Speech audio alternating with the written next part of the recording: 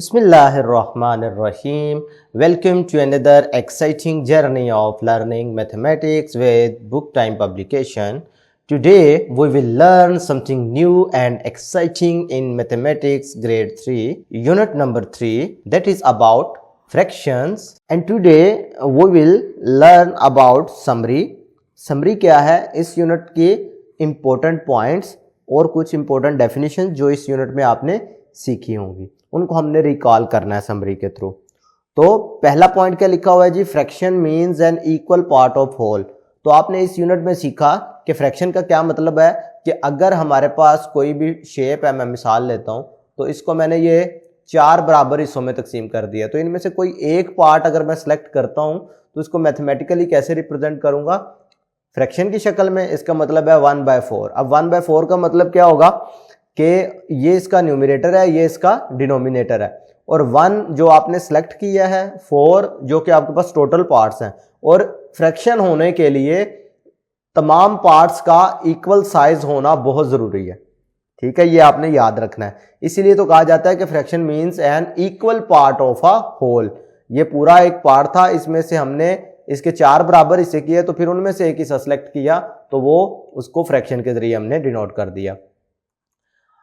अगला पॉइंट लिखा है जी, when the numerator of any fraction is 1 it is called unit fraction. भाई ऐसी फ्रैक्शन जिसमें न्यूमरेटर 1 हो वो सारे के सारे क्या कहलाएंगे?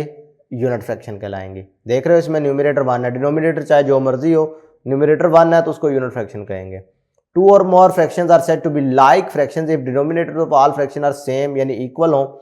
अच्छा, ये लाइक फ्रैक्शन और अनलाइक फ्रैक्शंस का मैंने जब आपको एडिशन और सब्ट्रैक्शन पढ़ाई थी तो उसमें भी मैंने ये चीज़ आपको डिटेल से बताई थी कि ऐसी फ्रैक्शन जिसमें डिनोमिनेटर्स जो हैं वो सेम हो यानी इक्वल हो उसको हम लाइक फ्रैक्शन कहते हैं, और ऐसी फ्रैक्शन जिसमें ये डिनोमिनेटर जो है वो डिफरेंट हो यानी अनइक्वल हो उनको हम अनलाइक फ्रैक्शंस कहते हैं। क्लियर है? मिसाल दे के समझा देता हूँ।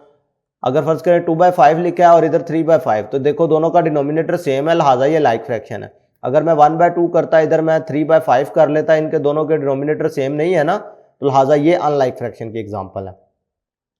Next part, comparison of 2 fraction means find out which fraction is greater और स्मॉलर। भाई कंपैरिजन का मतलब क्या होता है कि आपने ये मालूम करना कि फ्रैक्शन कौन सी बड़ी है और कौन सी फ्रैक्शन छोटी है। उसके बाद लिखा है जी, tenths come from splitting a whole into 10 equal part. भाई आपने ये 1/10 भी पढ़ा होगा ना, तो 1/10 का मतलब बेसिकली होता है 10th यानी 10वां हिस्सा। क्लियर है? ये 10वां हिस्सा हमारे पास कब आता है? जब हम किसी एक चीज को 10 बराबर हिस्सों में तकसीम कर दे और उनमें से एक सिलेक्ट कर लें तो वो उसका 1/10 कहलाएगा। नेक्स्ट है जी, एडिशन और सब्ट्रैक्शन के लिहाज से कि जब कभी भी आप 2 फ्रैक्शंस को ऐड करते हैं और वो लाइक फ्रैक्शंस होंगी तो उनको ऐड करने का तरीका कर क्या है? उनके न्यूमरेटर ऐड हो जाएंगे और जबकि डिनोमिनेटर उनका सेम रहेगा। इसी तरह सब्ट्रैक्शन में जब सब्ट्रैक्ट करना है तो न्यूमरेटर हमेशा सब्ट्रैक्ट होते हैं जबकि डिनोमिनेटर जो है वो सेम रहता है। क्लियर है? तो ये कुछ कॉन्सेप्ट और डेफिनेशन थी जो हमने इस यूनिट में सीखी। आज के लिए इतना ही, नेक्स्ट वीडियो में फिर मिलते हैं। अल्लाह हाफिज।